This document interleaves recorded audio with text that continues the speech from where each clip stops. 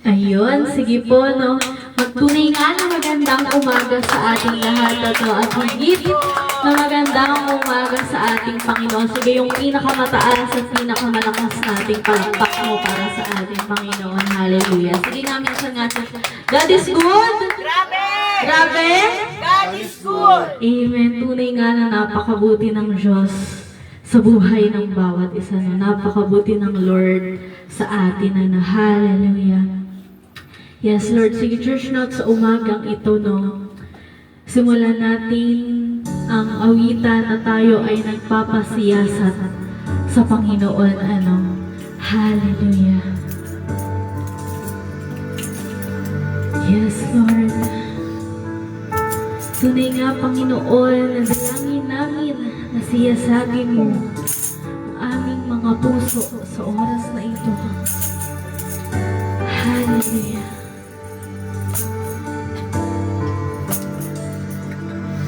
Sige, church, siyasatin mo, Jesus, ang puso ko.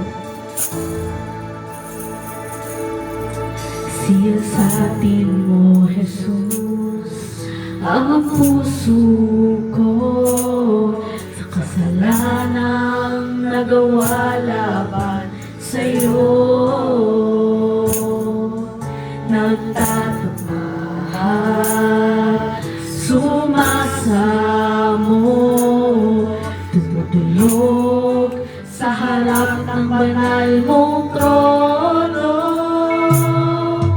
Siyasatin mo, Jesus, ang puso ko sa kasalanang nagawa laban sa'yo. Nagtatapahan, sumasamo, tumutulog sa harap ng banal mong trono.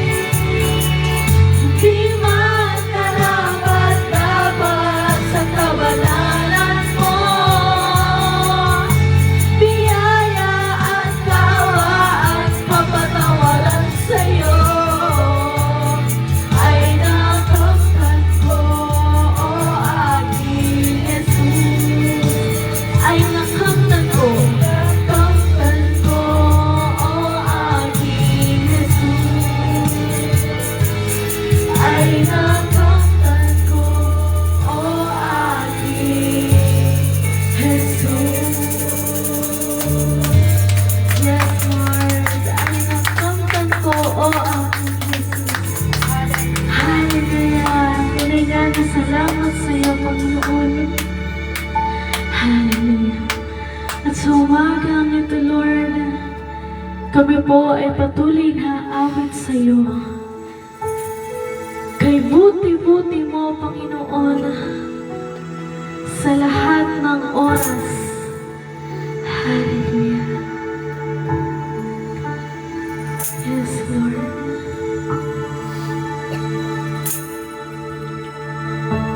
Tunay nga nun, na kay buti ng Lord, kay buti ng Panginoon, sa buhay ng bawat isa, sa araw-araw, sa lahat ng oras na meron tayo. Hallelujah. Sige, church na tayo umawit. Kay buti-buti mo, Panginoon, sa lahat ng oras, sa bawat araw, ika'y laging dapat kong magmahal. Ang iyong kaawaan ay magpawalang hanggan. Kay buti-buti mo, Panginoon, sa lahat ng oras, Sa lahat ng oras, sa bawat araw, sa bawat araw, ika'y laging tapat kong magmahal. Ang iyong kaawaan ay magpawalang hanggan. Pinupulit, sinasamba kita, dakilang Diyos at Panginoon. Tunay ngang ika'y walang katulad, tunay ngang ika'y di nagbabago. Mabuti ang Diyos na sa amin ay nagmamahal. Hallelujah. Minsan pa, church, kay buti-buti mo, Panginoon. Kay buti-buti mo, Panginoon, sa lahat ng oras, sa bawat araw, ika'y laging tapat kong magmahal. Ang iyong kaawaan ay magpawalang hanggan. Pinupulit, sinasamba kita, dakilang Diyos at Panginoon. Tunay ngang ika'y walang katulad, tunay ngang ika'y hindi nagbabago. Mabuti ang Diyos na sa amin ay nagmamahal. Minsan sa church pinupuri, sinasamba kita, dakilang Diyos at Panginoon. Tunay ngang ika'y walang katulad, tunay ngang ika'y di nagbabago. Mabuti ang Diyos na sa amin ay nagmamahal. Pinupulit, sinasamba kita, dakilang Diyos at Panginoon. Tunay ngang ika'y walang katulad, tunay ngang ika'y di nagbabago. Mabuti ang Diyos na sa amin ay nagmamahal.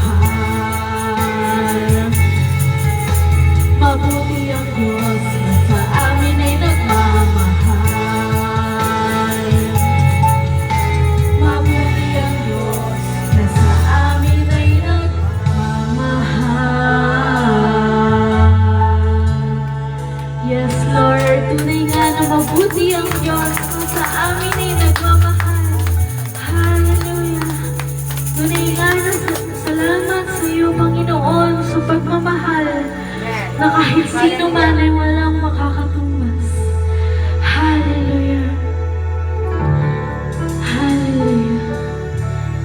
Yes, Lord. kay patuloy na namin nga awitan. Tunay nga na ang katapatan mo, O Diyos, tunay at dakila. Ang pag-ibig mo'y wagas at walang kapantay. Amen. Hallelujah. Sige, church na tayo umawit. Katapatan mo, O Diyos. Katapatan mo, O Diyos, tunay at dakila. Ang pag-ibig mo'y wagas at walang kapantay sa aming puso, sa aming buhay. Pagpulit pagsampay iaalay, bukas noon, ngayon, magpakailanman, luwalhatiin ka. Minsan sa church, katapatan mo, O Diyos. Katapatan mo, O Diyos, tunay at dakila.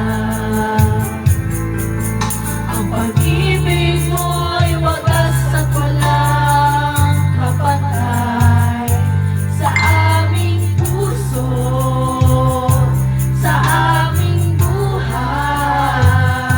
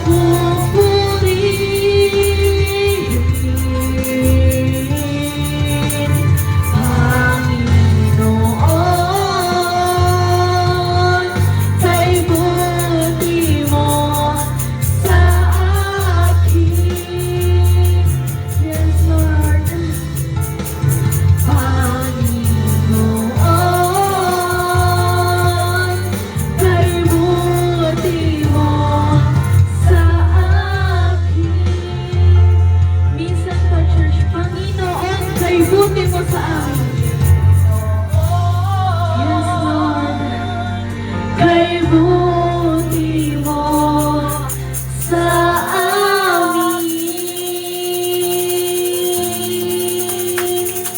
Yes, Lord, tunay nga na kay buti mo sa amin. Maraming salamat, Panginoon. Hallelujah.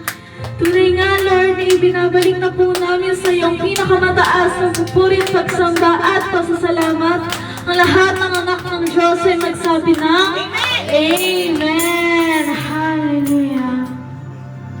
Yes, Lord. Communion. Okay po. Communion daw. Sige, commercial po muna, no? Habang... Ay, na, mama, nakaready. Ready na po. Nakaready na, O, pakibasa. 9 lang tayo.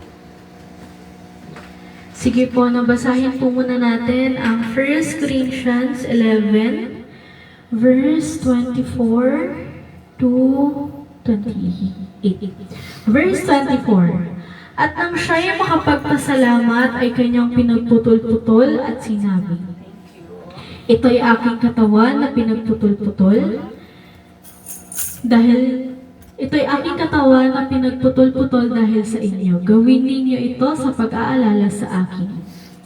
At gayon din naman, hinawakan ang saro pagkatapos na makahapon, na sinasabi, ang sarong ito'y siyang bagong tipan sa aking dugo. Gawin ninyo ito sa tuwing kayo'y magsisiinom sa pag-aalala sa akin. 26. Sapagkat sa tuwing kanin ninyo ang tinapay na ito, at inuman ninyo ang saro, ay inihahayag ninyo ang pagkamatay ng Panginoon hanggang sa dumating siya. 27. Kaya't ang sino mang kumain ng tinapay o uminom sa saro ng Panginoon na hindi nararapat, ay magkakasala sa katawan at dugo ng Panginoon. 28. Datapwat siya sa atin ng tao ang kanyang sarili, at saka kumain ng tinapay at uminom sa saro. Sige po, Pastor Vic.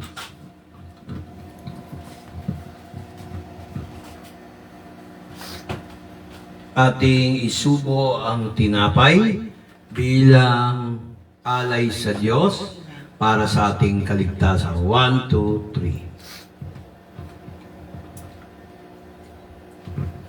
Pagkatapos sila kumain, kinuha ni Kristo ang saro. Ito ang dugo ng bagong tipan.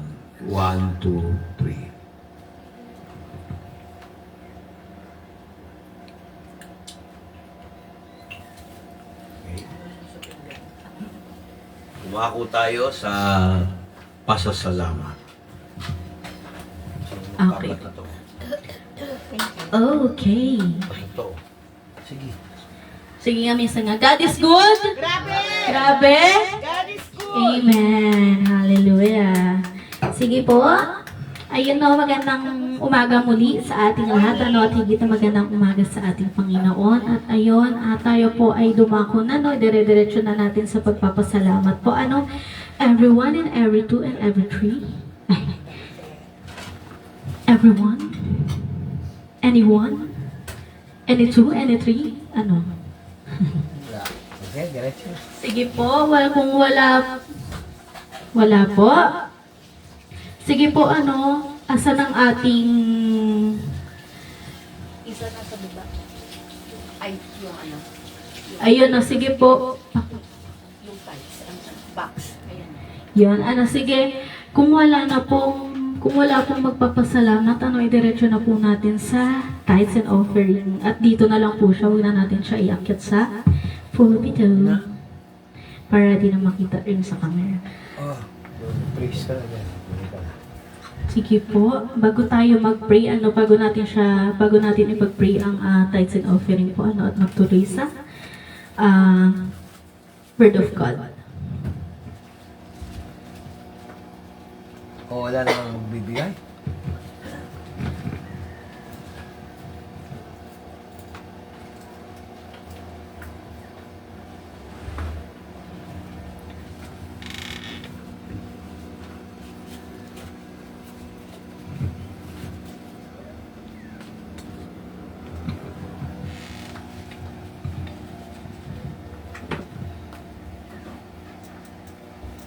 Sige po, okay na po. Yan ay, sige, pag-pray po muna natin yung mga kalooban na tayo manalangin. Yes, Lord, hallelujah. Tunay nga, Panginoon, na maraming salamat po sa araw na ito at sa tithes and offering po na ito, Panginoon. Dalangin po namin, Panginoon, ng tithes and offering po na ito ay magamit po sa iyong gawain. Tunay nga, Panginoon, na alam niyo po ang pangailangan ng church na ito.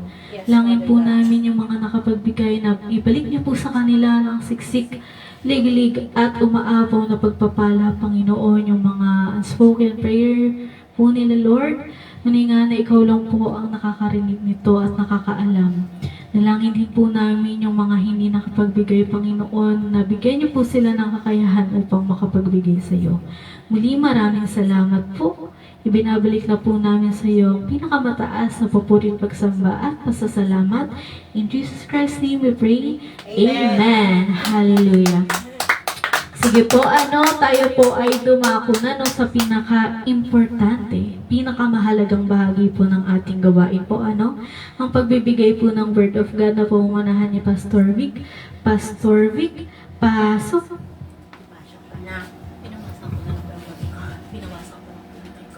Oo, tama yun.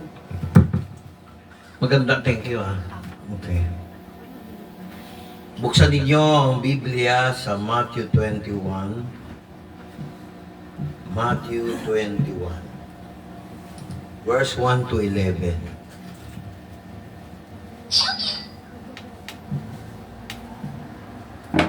Ba ito may shakes? Shakies. Pizza.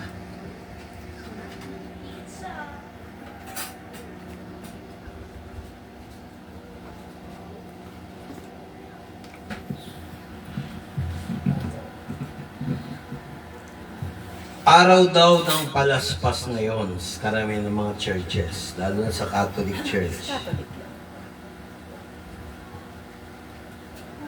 Basahin natin ang verse 2. No? May inutusan si Jesus Christ na 2 alagad, kumuha sila ng palaspas. At yung palaspas na yon ay ginamit pagsalubong ng Diyos sa Bethlehem.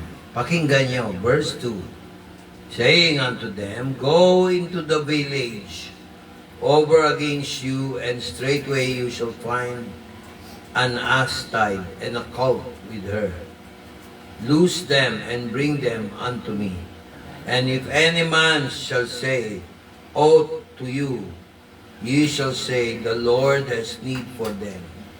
And straightway he will send them. All this was done that it might be fulfilled, who was spoken by the prophet. Tell ye, daughter of Zion, behold, thy king comes unto thee, meek and sitting upon an ass, a colt foal of an ass. And the disciples went as Jesus commanded them, and brought the ass and colt, and put them their clothes, and they set him in their own. And a very great multitude spread their garments in the way. Others cut down branches from the tree, and strewed them in the way. And the multitude, verse 9 na tayo, and the multitudes went before, that followed, cried, saying, Hosanna, Son of David, blessed is he who comes in the name of the Lord, Hosanna in the highest. And when he was come into Jerusalem, all the city was moved, saying, Who is this? The multitude said, This is Jesus, the prophet of Nazareth of Galilee. Jesus went into the temple of God and cast out all them that sold and brought in the temple, and overthrew the tables of the money changers and the seats of them that sold. And he said to them, It is written, My house shall be called a house of prayer, but you have made them den of thieves. Alam nyo, yung verse 1 to 11, makikita nyo si Jesus Christ ay pumunta sa Jerusalem na nakasakay ng donkey. Pwede naman yung lakarin. Prophecy to, mga kapatid, na natupad. Sa Old Testament kasi, at saka sa New Testament, talagang ang sign ng donkey, alam mo yung donkey, yung maliit na, parang pandakekok na aso, di ba? Panda. Yung asno, yung maliit na upuan, nakaupo si Jesus doon. Hindi kabayo. Ibig sabihin, peace. Dumating si Jesus Christ for peace. Pero dumating si Jesus, hindi peace. Hinag-peace para sa Israel. Kasi hindi nila natandaan kung sino si Jesus. Makikita yan sa maraming sita sa Bible, tatagal, kaya hindi ko na binuksan. No? Tumaan sila. Minsan, ewan ko kung napanood nyo yung Jesus Christ Superstar, hindi nyo nabutan yun. Hosanna, hey, rock concert yun. Sana, sana, sana, ho. Sana, ho, sana, hey, sana. Hey, JCJ. Ang palaspas is a prophecy na dumating ang hari, ang totoong hari ng mga hari, si Jesus Christ. Sinalubong ng mga tao. Blessed is he who comes in the name of the Lord. Ngunit, sabi ng mga Pariseo, sino ba itong mga to? Pinapapasok nyo. Sabi ni Jesus Christ, pigilan mo ang mga tao na magsabing, Hosanna in the highest. Inuwento ko na lang para mabilis. Sabi ni Jesus Christ, kung pipigilan ko yung mga tao sa hiyaw nila, alam mo kung anong mangyari? Hello, nakikinig ba kayo? Amen. Ang mga bato mismo, maghihiyawan. Kasi sabi ng mga Pariseo, teka, Jesus, pigilan mo yung mga tao mo. Kasi wini-worship siya eh. Sinakay siya sa donkey, yung maliit na parang, diba? Alam niyo yun yung sa cartoons? Parang, hindi kambing eh, pero, Parang kabayo. yung nga donkey, alam niyo ba yung donkey? Donkey? Yun. Alam ko dati. Sumakay si Jesus doon. Tapos, naglagay sila ng palaspas sa daan. Dumaan sila. Yon ang kwento, hindi Palm Sunday. Alam niyo kung ano yun? Coming of the Lord. Hosanna in the highest. Prophecy na babalik si Jesus Christ. Pero pag siya bumalik, hindi na donkey. White horse na. Pag dumating, gera. Digmaan sa langit. Kaya sabi nila, teka, tapos sabi ni Jesus Christ, dadating ang araw, ang Jerusalem ay mawawasak, ni isang bato, walang matitira. Dahil hindi nila nalaman, hindi nila nakilala ang pagbisita ng Panginoon sa lungsod niya. Kaya yan, prophetic yan, yung palaspas. Pagsasalubong kay Jesus. Nung si Jesus Christ, donkey lang, okay lang. Pero dahil si Jesus Christ ay dadating na, hindi para magligtas, kung hindi isang judge sa mga tao hindi tumanggap sa Kanya bilang Panginoon at tagapagligtas. Papayag ba kayo na ang mga loved ones natin hindi makakasama sa pagdating ng Panginoon? Wala yan sa galing mo. Wala yan sa dami ng binigay mo o ginawa mong mabuti. Alam mo kung ano? Tinanggap si Jesus bilang Panginoon at tagapagligtas. Gaano mo pinapriority si Jesus Christ? puro ka-aral, dapat meron kang aral ng salita ng Diyos. Balance. Dapat na ibabahagi mo, pumunta ka sa amin, mag-church ka, gano'n. Para yung ginawa ni Isa, pero hanggang doon na lang yata, no? Magdala kayo ng tao dito. Huwag niyo ikahiya to, paano? Paano tayo dadami kung hindi kinahihiya nito? O napipilitan lang kayo. Kasi kung napipilitan kayo, huwag na tayo mag-worship sa Sunday. Dali akong kausap. So mga kapatid, kasi ang inaalala ko, baka unahan tayo ng Santa Maria. Yan. I hope naintindihan niyo ako. Ayan sabi rito sa Isaiah 62 verse 11, basahin mo ngayon Tagalog. Ito yung prophecy. Ang aklat na Isaiah nasa Old Testament. Tingnan nyo, pakinggan mo. Isaiah 62:11. Behold, the Lord has proclaimed unto the end of the world, say ye unto the daughter of Zion, behold, thy salvation comes. Behold, thy reward is with him, his work before him. Zechariah 9:9. Rejoice, earthly, O daughter of Zion. Shout, O daughter of Jerusalem. Behold, the king comes to thee, is just and salvation, lowly and riding upon an ass, and upon a colt, on a foal of an ass. Kita nyo prophecy yan sa Isaiah. Ngayon, may tanong ako sa inyo, ano bang kinalalaman ng Iran? Okay. Kasi wala tayong mapa Anong kinalaman ng Iran? Kung may lugar tayo sana, okay, may whiteboard, kaya kung may drone. Ang Iran halos may malaki pa kaysa sa Saudi Arabia. Nagbibigay ng oil sa atin. At 30% ng gases, natural gas, para sa mga paluluto. Kasi naalala mo yung Manila gas, may mga lugar sa Maynila, may tubo. Hindi tubig gas, nakakonect sa stove. Pag sininda mo yung stove, may gasol ka na. Hindi nirarasyon. Ngayon, panahon nyo, nirarasyon, di ba? Parang Shalane, may tubo, nakakonect sa stove. Hindi ka bibili ng gas, rarasyonin, ilalagay sa bahay mo, ganon. Ganon noon. Meron pa rin sa San Juan noon, pero ngayon, sa dito banda sa atin, sa Caloocan, wala.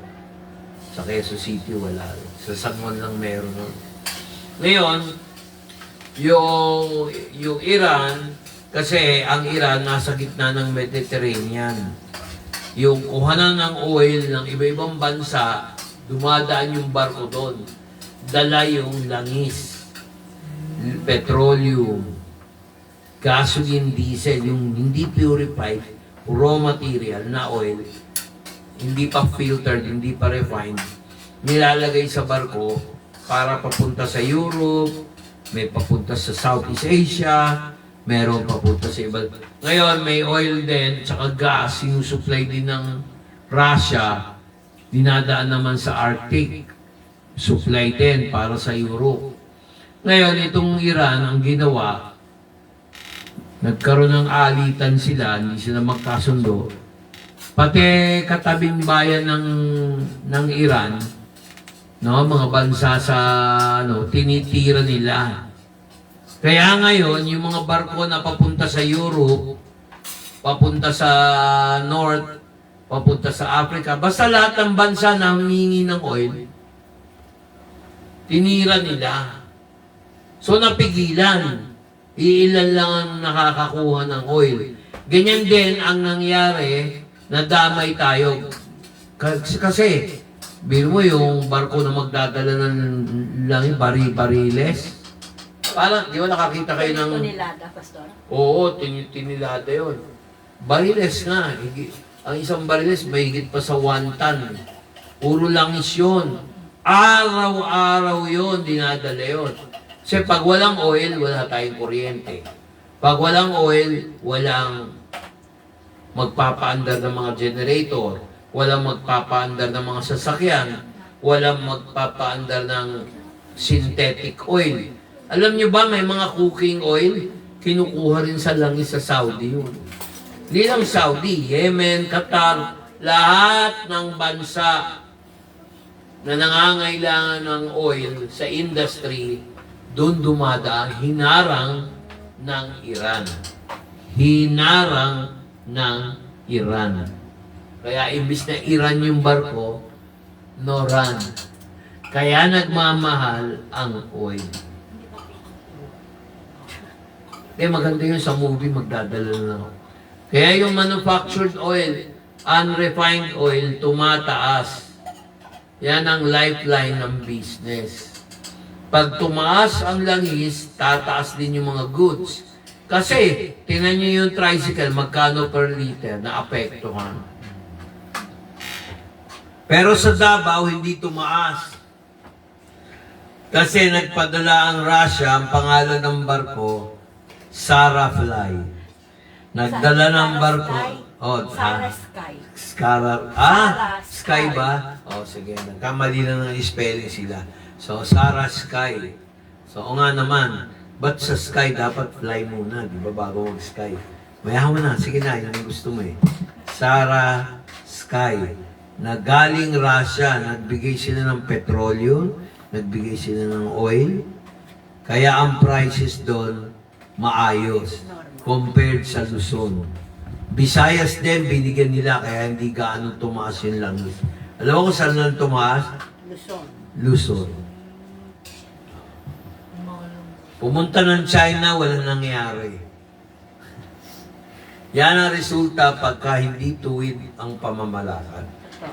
Hindi ka papansinin ng China. Russia hindi rin nagbigay. Tingnan mo, sakit nun.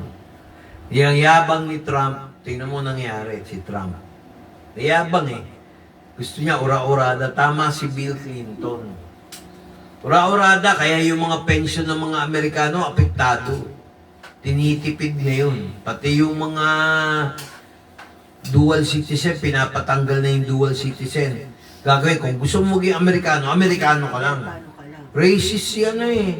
Si Trump, si Golden Hair, racist yan eh.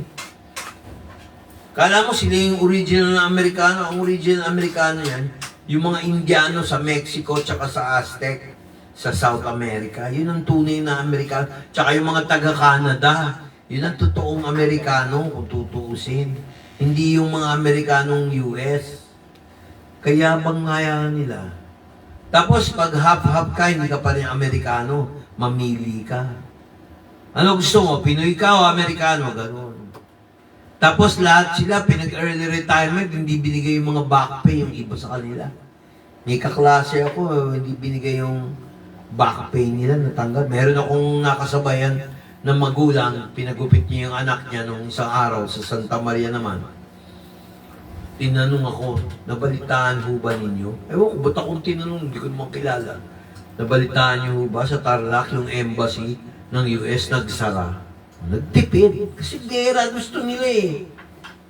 In fairness naman sa US, traidor kasi itong Iran, may usapan. Ngayon itong US kasi, lahat pinakikialaman. Kaya yan tuloy.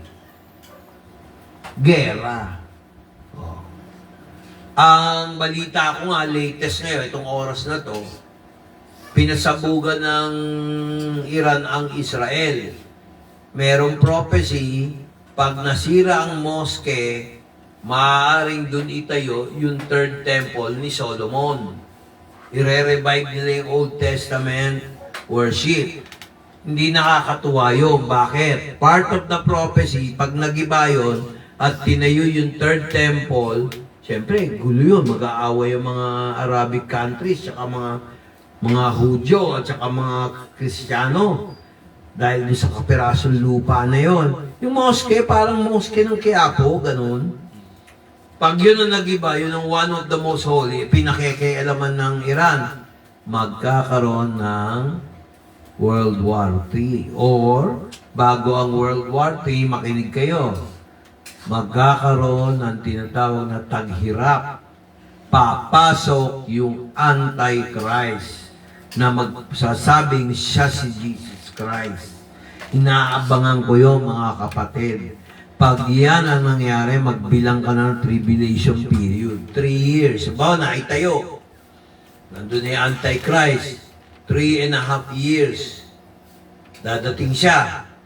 Another 3.5 years, hintayin natin yung pagbabalik ni Jesus Christ. Kaya lang, paano ang mga mahal natin sa buhay kung hindi sila ligtas? True. Kayo naman, paano naman kayo kung hindi kayo sigurado nag-rapture na iwan kayo? Tinan mo yung chapter 9, verse 27 ng Daniel. Pakibasa Tagalog. Old Testament. Daniel 9, chapter 9, verse 27. Ayan o. Di ba nagkaroon ng confirmation ng agreement ang mga Middle East countries at saka ang US at saka Israel. Ayan. Ngayon, yung sinasabing desolate, dadating ang araw, ang Israel, tingnan, basahin mo para mas maganda. Basahin mo. Si Trump yan eh. Sige, tuloy. At pagtitibayin niya ang tipan sa marami sa isang sanglinggo. At sa kalahati ng sanglinggo ay kanyang ipatitigil ang hain at ang alay. At sa pakpak ng mga kasuklam-suklam ay paroroon ang isang magnira. At hanggang sa wakas at pagkapasya ay mabubuhos ang puot sa maninira. Oh. Kita niyo yan, may maninira. So, maghanda-handa na tayo pag yan ang nangyayari. Kaya hindi ko masyadong binabay yung mga opinion ng iba kasi hindi pa rin sigurado. Pwede magbago. Totoo. Pero pag sinabing, halimbawa sinabi, nawasak ang moske. Siyempre, hindi naman papayag yung mga Arabo at saka yung mga taga-Israel na walang itatayo doon. Holy of Holy nga nila yun eh. Tatayo nila yung third temple. Pag tinayo yung temple, at may pumasok doon na parang siya yung Diyos-Diyos, magbilang ka na after 3.5 years.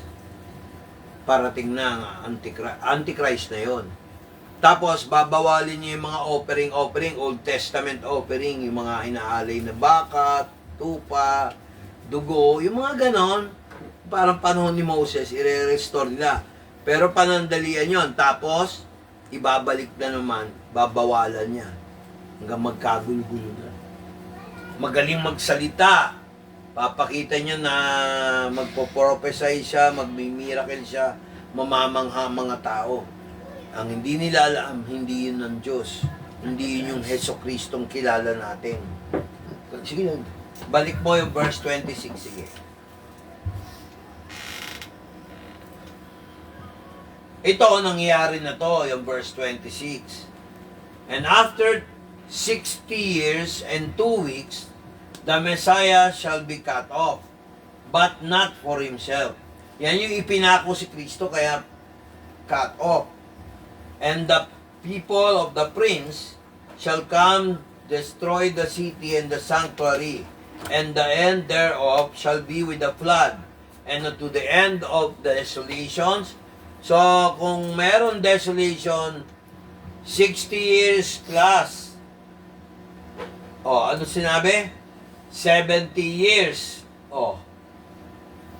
Masisira. Di namatay si Kristo. Plus 460 years. Abangan mo na.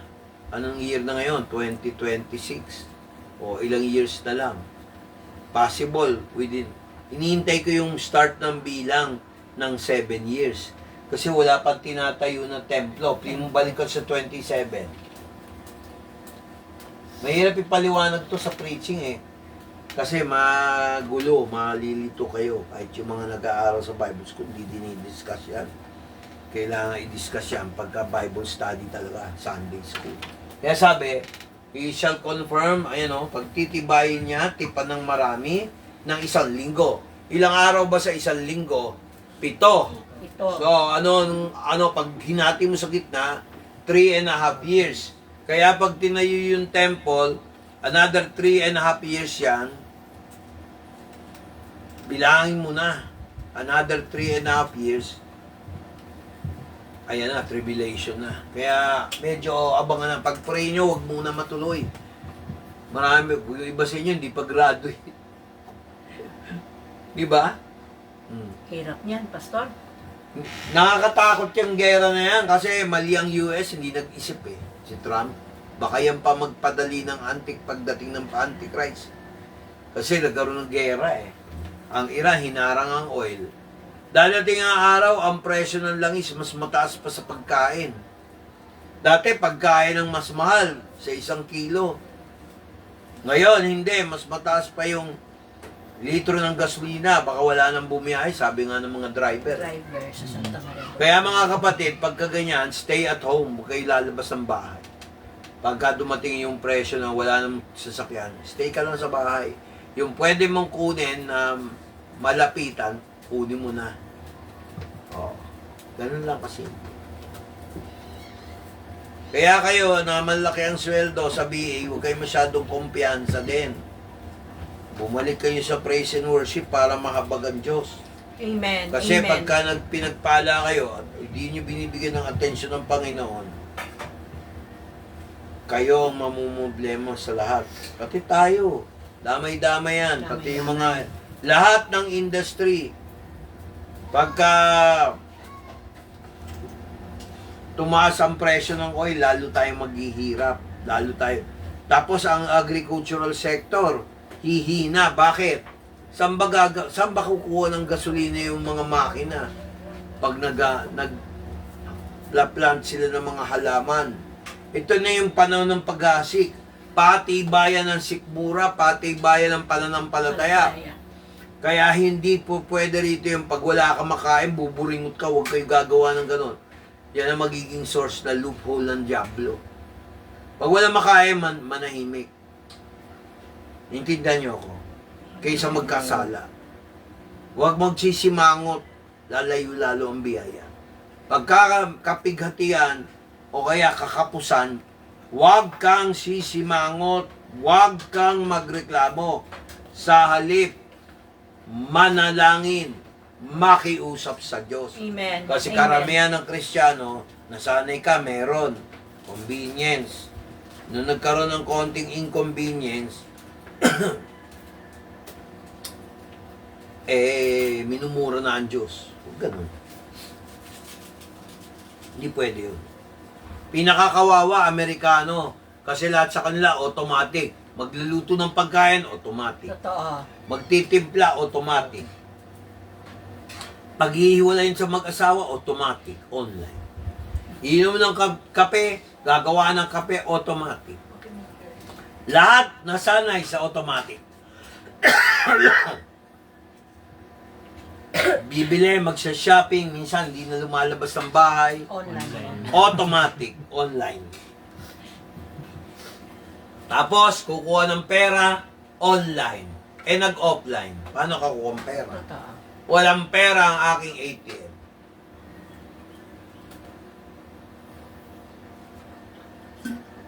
Pumunta sa ATM machine, walang kuryente. Bakit? Hindi makabili ng kuryente ang Pilipinas. Bakit? Walang langis. Imagine nyo kung 3 araw madilim sa gabi. 3 araw madilim. Walang kuryente. Walang tubig. May mga lugar walang tubig pag walang kuryente. Walang ATM. Dahil walang kuryente, walang internet. Walang internet. Walang cellphone. Tapos yung cellphone mo, display lang. Tapos wala kayong ilaw. 3 araw. Tapos walang bumabiyahe na sasakyan. Pero sabi ko doon sa nag-post, no, nag-comment ako, mangyayari lang yan sa US, hindi sa Pilipinas. Dahil ang Pilipino masipag kahit na madilim. Mabubuhay, sanay sa hirap eh. Ang mahirap, yung mga bansa na mahilig sa automatic. Lahat na automatic, pati kotse, automatic. Pero ang Pilipino, mapa-automatic, mapa-manual, kakarag-karag na yung sasakyan, basta may gasolina, aandar. Sa kanila, what happened to my stupid car? Bsh! Tatadyakan yung kotse. Wala namang isip yung kotse. Hindi ko mapaandar ang kotse nito, walang gasolina. Hindi ko ma-charge yung baterya, walang kuryente. Wala akong malapitang ospital dahil walang internet. Imbis na maglakad, pumunta sa ospital. Pagdating doon sa ospital, walang kuryente, walang tubig.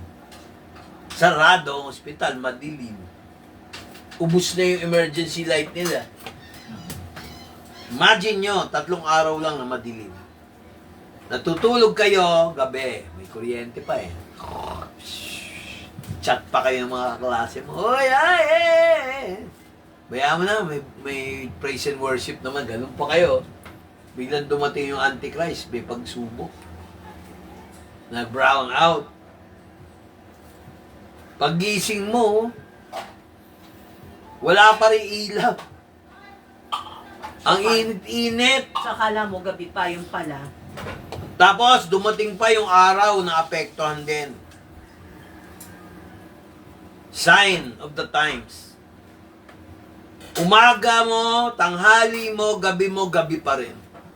Nantipak mo. Dahil sa tao ayaw magsisi ng kasalanan, the sun shall be darkened. Tingnan mo yung Matthew 24. Balik ka dyan, mamili tayo ng part dyan.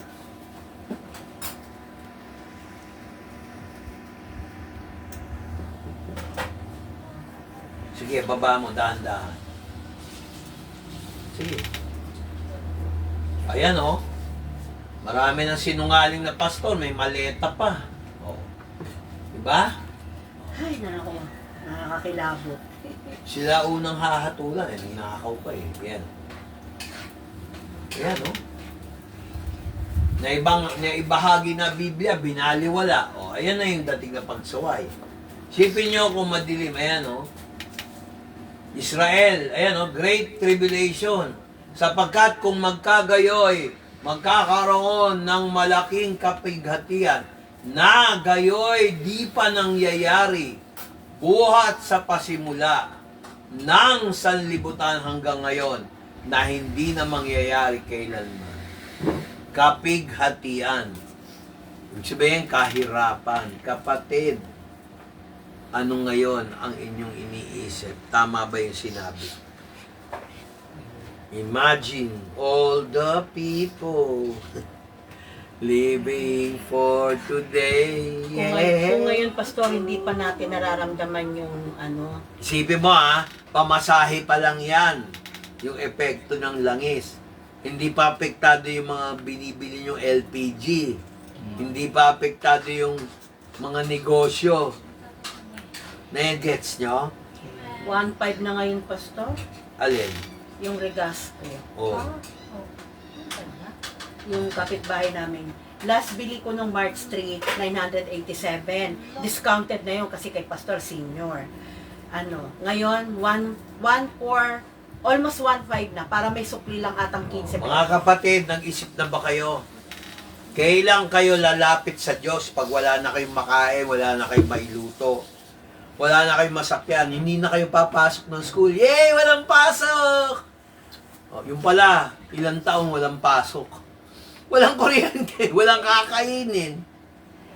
Tapos si JM hindi napapasok ng trabaho. Nandun na sa bahay, tunganga, walang masakyan. Walang langis eh. Tapos yung presidente mo, walang magawa. Hindi naniniwala sa Diyos. Eh, ang Diyos niya, pera. Walang halaga yung pera mo. Hindi mo rin ma-withdraw. Bakit? Ubus na yung pera sa ATM, hindi mo pa makuha. Bakit? Walang kuryente nga eh. Walang langis eh. Oh. Tapos, yung mahal mo sa buhay, ang layo ng bahay. Binabahay o kaya siya nang babahay. Wala rin makain. Sabi niya, kala ko happy. Wala pala kaming happenings. Ang dilim. Anong oras na ba sa'yo, sweetheart? Sabi nung dalawang nangangaliwa. Sandali, darling, titingnan ko. Alas 7 na eh. Eh, ba't ang dilim? Alas 7 ng umaga eh. Ibig sabihin yan lang umaandar yung relo mo. Oo, di baterya to. Nax! Ang galing Pero lahat doon, pag ganun ng gripo, walang tubig. Binuksan yung switch, wala. Sige, sweetheart, may boses pa naman ako. Kantayin na lang natin. Imagine there's no country, no hell below. Imagine ka na lang. Kaya pag wala kang Kristo, maabutan mo yan. Yan ang mangyayari sa US. Kaya kayo mga nasa US, hindi naman lahat ha. Huwag kayong mayabang porket nasa US kayo, mapepera. Ngayon lang kayo mapera. Maniwala kayo sa akin, kayo ang unang tatamaan ng tribute. Kasi kayo nagpasimula ng gera, yung bansa na yan eh. Sa Iran, sino ba nakipag-away? US. US! Nasa Biblia yan. Kakampi pa niya ang Israel, may blessing pa yan. Pero dadating ang oras, pag iniwan niya ang Israel, kawawa ang US lalo. Kasi magaling, hindi naman magaling ang US, ang magaling Israel. O bakit nila tinutulungan ng Israel? Kasi may pera, hindi lang. May anointing ang Israel. Sila pinaka-advance. Magaling sila sa gera. Ang liit-liit, biro mo, walang manalo-nalo. Walang kadala-dala yung mga bansang Arabo. Totoo yan. Pinili ng Diyos yan eh. Diyan mo masasabi, ang Biblia ay totoo. Totoo. Amen. Pero dadating din ang oras, ang Israel, kwento ko lang sa inyo, parang overview lang ba? Pag lumayo yan kay Jehovah, halos mawawala yan sa mapa na naman. Basahin mo yung Psalms chapter 2 verse 1, prophecy yan eh. Tingnan mo, di ba nireject nila si Jesus? Ipinako nila, di ba yung mga Pariseo? Oh, itong consequence ng mga 20, chapter 2, verse 1. O yan, basahin mo, Tagalog, para maintindihan. Sige, tingnan mo, verse 1 and 2. Sige, basa. Bakit ang mga bansa ay nangagugulo Ano raw? Mga bansa. Bansa. Walang sinabing isang Isang bansa. bansa, Mga bansa. Sige, tuloy. Na Ay. nagkakagulo. O, yes. at ang mga bayan ay nangangakala ng walang kabuluhang bagay. O, di ba akala nila tama, mapipigilan nila ang Iran? Tingnan mo. Tuloy mo, verse 2. Ang mga hari sa lupa ay nagsisihanda at ang mga pinuno ay nagsasanggunian laban sa Panginoon at laban sa kanyang pinahira ng langis na Sino sinasabi. yung pinahiran ng langis? Hindi nyo alam? Si Jesus Christ. Laban sa Antichrist yan. Yan yung tunay na Kristo, hindi yung Antichrist. Sige, tuloy mo, verse 3. Lagutin natin ang kanilang tali at ating iwaksi ang kanilang mga panali sa atin. Oh. He sits in the heavens shall laugh, and the Lord shall have them in kalituhan, derision. Kinukutya sila ng Diyos. Nagsama-sama ang Russia, China, Turkey, Greece, mga Arabic countries, laban sa Israel. Yan. Tuloy, verse 4. Siyang nauupo sa kalangitan ay tatawa. Ilalagay sila ng Panginoon sa kakutyaan. Di ba? Malakas ang loob ng US kasi may Israel. Siya lang ang naki-jibe para gerahin ng Iran, di ba?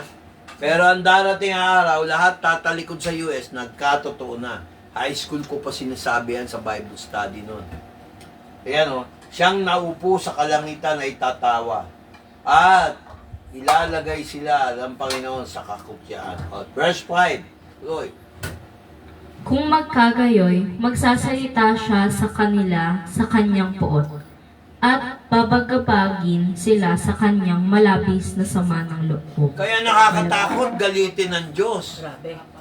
Kaya kayo, habang may panahon na masarap pa ang buhay natin, Totoo. magpuri tayo ng totoo sa Diyos. Huwag yung tuwing may kailangan lang tayo sa Kanya. Kikinig ba kayo? Amen. Kaya lagi ko pinopost, yung mga pinopost ko, totoo lahat yun, nagkatotoo lahat eh. Eh may yung 2 Chronicles chapter 7 verse 14. Ito ang dapat natin, minsan ina-advertise sa channel 7 to dati tuwing gabi. Ewan ko lang kung ginagawa pa nila. You know, ayan o. If my people, basahin mo. If my people, sige. If my people, which are called by my name, shall humble themselves, Amen. and pray, and seek my face, and turn from their wicked ways, then will I hear from heaven, and will forgive their sin, and will heal their land. Pwede Amen. i-postpone ni Lord ang pagdating ng Antichrist para maraming maligtas. Pero kung kayo ayaw nyo magdala ng kaluluwa, baka kayo mismo hindi ligtas. Tingnan mo, oh. If my people, sino raw? Kanyang tao. Tinawag ang kanyang bayan. Ikaw ba ay parte ng bayan ng Diyos? Baka namang hindi ka Christian. Hindi porket nagsisimba ka rito o sa ibang churches, Christian ka na. Ang totoong Christian, nakikinig, nagsusuri, nag-aaral ng salita ng Diyos. Pag tamad ka, ibig sabihin, sa dyablo ka. Pag masipag ka, Kristiyano ka. Kasi salita ng Diyos, pinag-aaralan mo eh. Binibigyan mo ng halaga eh. Kung hindi mo binibigyan ng halaga, questionable kung ligtas ka. Hindi yan pagiging religyoso. Ay ano, if my people, hindi ako nagsabi niyan. Sabi ni Solomon yan, if my people, sabi ng Lord kay Solomon, which are called by my name, tinawag ka ba ng Diyos dito sa risen Christ? Yes or no? Amen. Hindi kayo makasagot. Tinawag ka ba ng Diyos? Amen. Siyempre, kaya ka nga nandito eh. Amen. Ano ba naman niya? Hindi niyo masagot. Dapat meron tayong pagpakumbaba, hindi pagalingan sa Biblia. Wala yan sa tinapos mo. Dami kong kilala, nag-aaral ng Bible School, di nga alam yan eh. Tingnan mo. Shall humble themselves. Humility, hindi pwede yabang dito. Oy, Amen. malaki yung church namin. Sumali ka sa amin para dumami kayo. Tama ba yun? Who you? Diyos ka ba? Sige, Diyos ka ba? Para sabihin yon. Humble, humility, Basahin mo yung Tagalog. Ako yung English. Sige. Kung ang aking bayan na tinatawag Okay. Sige. sa pamamagitan ng aking pangalan ay Pamamagitan daw ng Pangalan ni Buddha, ni Trump? No. Hindi. Ng Panginoon. Panginoon. Sige, tuloy. magpakumbaba Kailangan natin magpakumbaba. Amen. Tuloy mo. at dumalangin. Doon ka na pwede magdumalangin, magpakumbaba. Kung puro yabang, Lord, ang bait ko eh. Lord, nag-aaral ako, dami mong katwiran. Sabi ko lang, maghanap ka ng kaluluwa. Hindi naman kailangan maging magaling ka magbuladas eh. Pag-pray mo, tapos lusob. Wala yan sa galing. Tuloy mo. At hanapin ang aking mukha Dinesire mo ba yung presence ng Lord? Pag pupunta ka ba sa kapitbahay natin, sa likod ng bahay, kinikwento mo ba si Lord? O nahihiya ka? Ako, iniiwasan na ako nung kapitbahay namin, kasi daw ako, pinag-uusapan namin ang Diyos eh. Nakokornyan. Kasi demonyo. Nalala mo yung sinabi ko sa inyo, no? Ang tao, pag may demonyo, lumalayo yun sa akin. Bakit ka magtsatsaga makipagbarkada sa mga taong lumalayo sa Diyos? Hindi ako perpekto. Makasalanan ako. Bakit hindi? Inalok mo sila, ayaw. Hindi siya para sa'yo. Hindi siya para sa Diyos.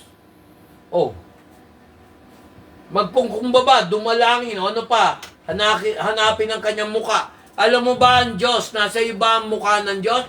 O lagi mong kasama yung mukha ni Simang? Sino si Mang? Si Aling Simang. Sino yun? Yung nakasimangot lang. Walang Diyos eh. Lagi. Hindi niya kamukha ang Diyos. Kamukha niya si Aling Simang. Bakit? Lagi nakasimangot eh. Tama? Kamukha lang si Aling Simang eh. Hindi niya hinanap ang mukha ng Diyos. Ayan at hanapin ang mukha ng Diyos. Meron palang hide and seek sa panalangin. Yes, meron. Ayun kasasabi lang, hanapin. Di ba? Di ba? Tama ba ako? Tama. May hide and seek. Oh. Tapos sabi pa, talikuran ang masamang mga lakad. Ano yung mga lakad? Nagpapasexy, magsasayaw ng TikTok, tutuksoin yung mga lalaki, o yung lalaki, ganun din. Oh. Yan ba ang Kristiyano? Oh. Papakita mo, pangit ka, yung mukha mo, pangit, nakasimangot. Oh. Natutuwa ba ang Diyos pag ganun tayo? Okay ba? Puro kayo politika, puro kayo mga vlogger. Pero wala akong tao nakita ko na nagustuhan ng post ko na nagbasa. Baka walang Holy Spirit. Yan. Ayan talikuran ang kanilang masamang mga lakad. Aking ang didinggin sa langit, kailan? At ipapatawad ko ang kanilang kasalanan. Pagagaling ko ang kanilang lupain. Anong classical lupain? Ikaw ba ay lupain, okay ka lang, Christian ka? Nung dumating ang problema, hindi ka na Kristiyano. Ano, Christian? Kristiyano ka lang pag tuwing linggo. Tapos, pag tinignan ko yung account mo, iba yung pinupost mo. Naintindihan niyo ba ako? Yes po. Ayan Pagagaling ko ang kanilang lupain. Halimbawa, trabaho mo, may problema ka. Kulang ang kita. Lalong lalayo yan. Pag nagsikap ka ng ganon, na pinababaya mo ang praise and worship, naku, maniwala kayo. Sandali lang yan, mawawala na naman. Kasi ako nung hindi nila ako pinaniwalaan, tingnan mo nangyari. Hindi kami maumahon na ahon. Napansin mo? Sakit ko, sunod-sunod. Si Bless, hindi ma-promote nun. Huwag nyo i-take for granted ang meeting, ang appointment mo with God. Amen. Huwag linggo lang. Araw-araw dapat meron kang oras para kay Lord makipag-usap. Magbasa ng kanyang salita. Doon mangungusap ang Diyos. Amen. I will heal their land. Humble, humility, presence. Presence ang ibig sabihin yan. Diba pag tayo may mahal sa buhay, hinahanap mo yung picture ng Nanay Metang. Pag titingnan mo, hindi si Nanay Metang yon. Pero tinitingnan mo, inobserbahan mo, mahal mo sa buhay. Para ako, pag nakita ko picture ni Mama, natutuwa ako. Nasaan ang Diyos nyo?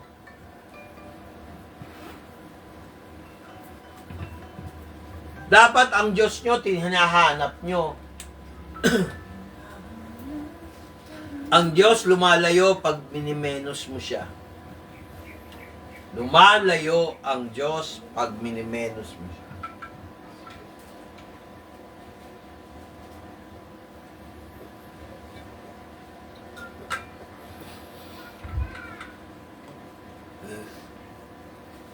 Dahil sino ba yung may Gcash dyan?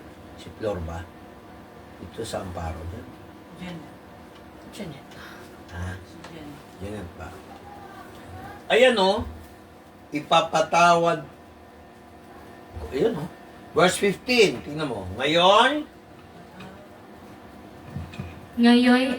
ang aking mga mata ay didilat at ang aking pakinig ay makikinig sa dalangin na gagawin sa dakong ito. anong klase kang dako? Sa church lang ba? Yung katawan mo ba para sa Diyos o kung para kanino?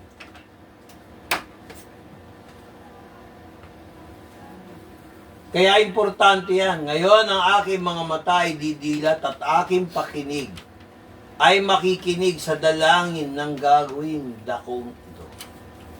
Sabi sa Ingles, now mine eyes shall be open, my ears attend unto thy prayer that is made in this place. Di ba binanggit doon, lupain? Saan ba nakalagay yung templo ni Solomon? Alangan naman sa Alapaap. Nakalagay saan? Sa lupa, sa bundok ng Jerusalem.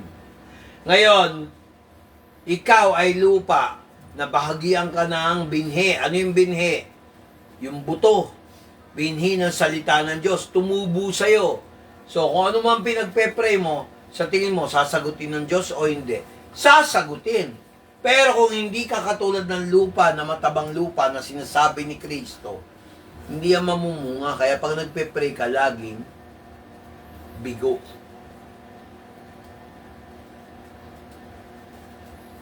Naiintindihan niyo ba? Amen. Ayun o, kasasabi lang. Ang masarap pag sinabi ng Diyos, ikaw ay pinili ko. Amen. Sasabihin nga, gusto ko nga Lord, pinili mo ko. Tamad ka naman mag-aral ng salita ng Diyos. Ano bunga meron mo? Puro ka TikTok, sayaw. O, puro tugtog. Pero sa Diyos, wala. Sabi nga ni Jesus doon sa mga alagad niya, nasa inyo ang mahihirap. Laging nasa inyo ang mahirap. Pero sa akin, wala. Ano ibig sabihin nun?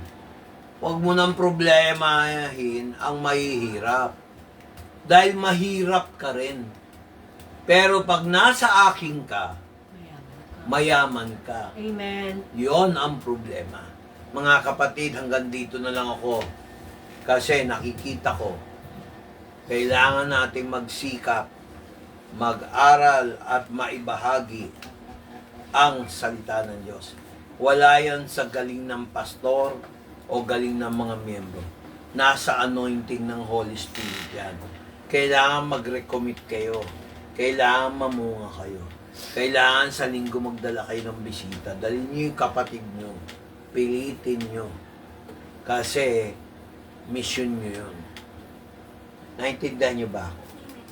Naintindihan niyo? Kailangan sa linggo may bisita kayo. Pag wala kayong bisita, huwag na tayong mag-praise and worship. Okay na, ha? Usapan yan. So, mga kapatid, hanggang dito na lang tayo. Tayo manalangin. Diyos na makapangyarihan sa lahat, salamat sa mga babala mo. Amen. Salamat sa mga warning mo na dapat pakinggan. Kasi kung hindi kami makikinig sa warning mo, ang peligro at galit mo ay hindi mapipigilan. Lord, Amerika yon, sinampulan mo, may problema sila ngayon sa ekonomiya nila. Pumalpak si Trump. Dinadalangin ko na maging maayos ang desisyon ni Donald Trump. Ganon din ang aming presidente ng Pilipinas. Kausapin mo ang mga puso na nasa Congress at Senate. Amen.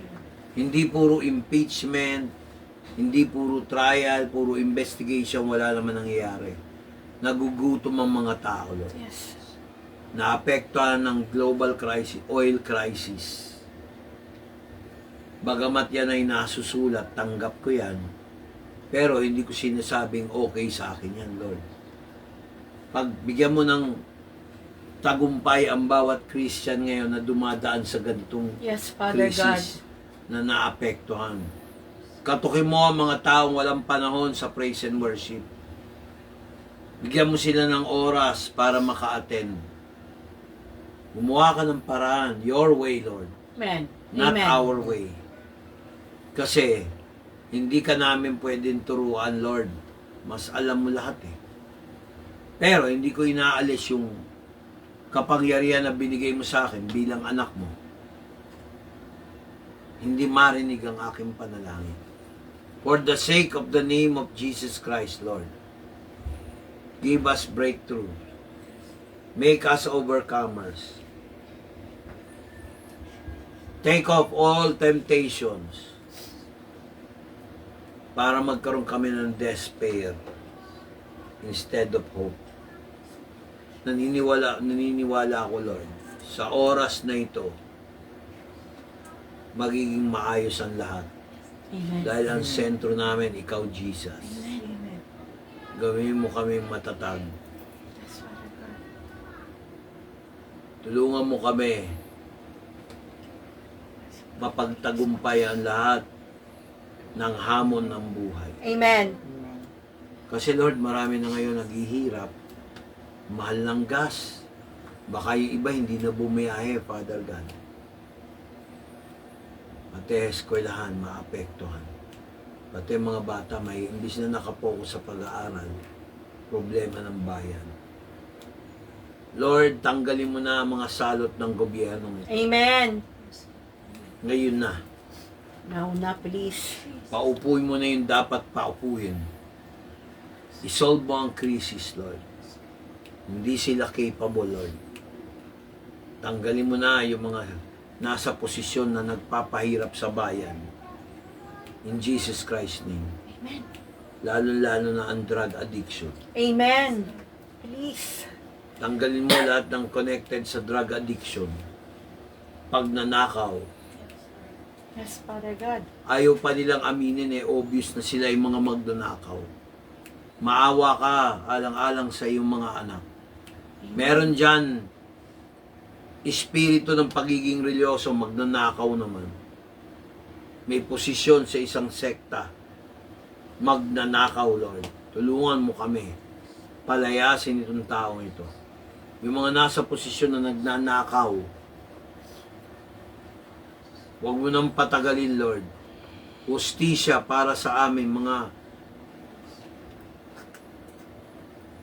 taong bayan.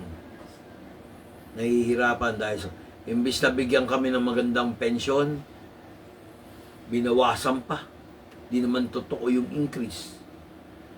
Tapos yung mga nagkiklaim, nangangailangan sa pagpapagamot, sa ospital, pinahihirapan nila. Kaya marami namamatay.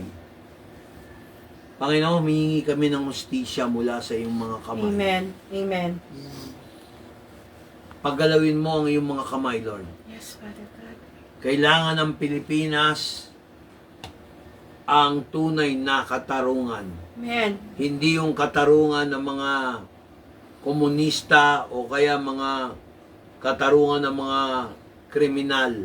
Ang kailangan namin katarungan ng Diyos na yung hindi kaya namin gawin, sinasangguni namin sa iyo, Father God, the Creator of the universe. Lagyan mo ng kapayapaan ang aming bansa.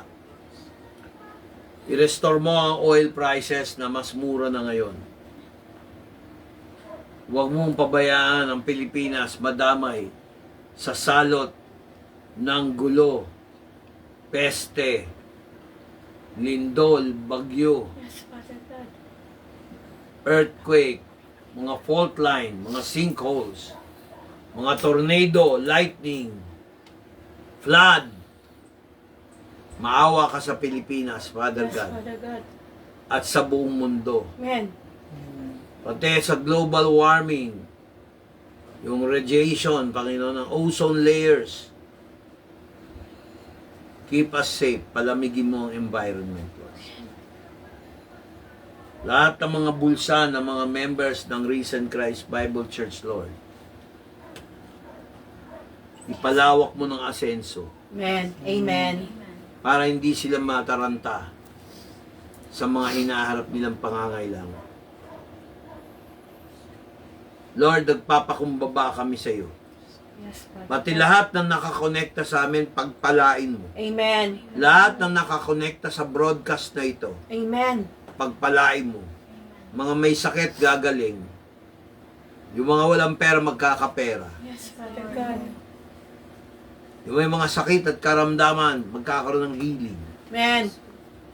Yung mga hindi nagkakaunawaan, mga family relationship, maaayos. Amen. Lord, fill us.